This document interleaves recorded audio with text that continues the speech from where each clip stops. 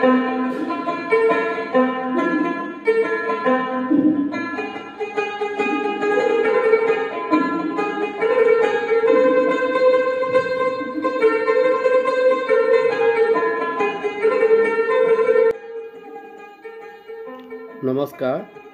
ইউনিচালি জাজৰি পেজৰ পৰা আপোনালোকক স্বাগতম জনালোঁ। সকলো শুভাকাংক্ষী ৰাইজক মোৰ ফালৰ পৰা ঈদ মুবাৰক যাচিলোঁ। বিশেষকৈ যেতিয়া ঈদ মুবাৰকৰ ভিডিঅ'টো দিব লাগিছিল তেতিয়া দিব নোৱাৰিলোঁ, আক্ষেপেৰে আজি 2-3 দিনৰ পিছত দিবলগীয়া হৈছোঁ।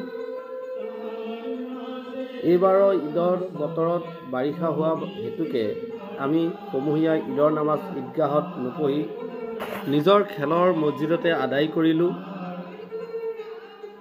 বিশেষ ভাল লাগিছিল যদিও ইমানো ভাল লগা নাছিল, কাৰণ 12-13টা জাজৰি গাঁও মছজিদৰ ৰাইজে একেলগে ঈদৰ নামাজ পঢ়িলে যিটো ভাল লাগে সেইটো আজি আমি উপভোগ কৰিব নোৱাৰিলোঁ। সবিশেষ আজি আমি মছজিদতে ঘৰতে পঢ়িম বুলি নিয়ত কৰিবলগীয়া হ'লোঁ, কাৰণ বাৰিষা হৈছিল। ইপিনে জাজৰি আঞ্চলিক ঈদগাহ সমিতিৰ তৰফৰ পৰা আমাক জনাই দিয়া হৈছিল যে এইবাৰ ঈদৰ নামাজ নিজৰ নিজৰ খেলৰ মছজিদতে হ'ব। সেয়ে আমাৰ খেলৰ ঈদৰ নামাজ গুলিস্তানপট্টি জামে মছজিদতে আমি আদায় কৰিলোঁ। ইমাম চাহাবে আমাক ঈদৰ 2 ৰাকাত ৱাজিব নামাজৰ নীতি নিয়ম কিছু নিৰ্দেশনা আমাক দিছিল। তাৰোপৰি আজি এই চমু ব্লগৰ জৰিয়তে পুনৰবাৰ অসমবাসী ৰাইজক ঈদ মুবাৰক যাচিলোঁ। ঈদ উল আজহাৰ শুভকামনা জনাই আজি মোৰ ব্লগটো সামৰিছোঁ।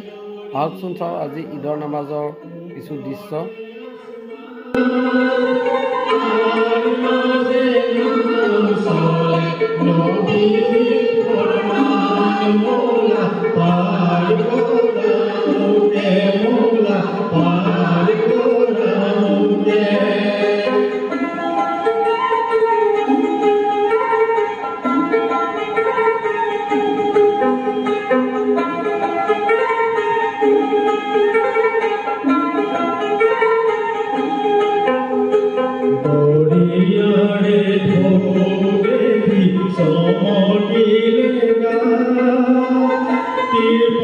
Somos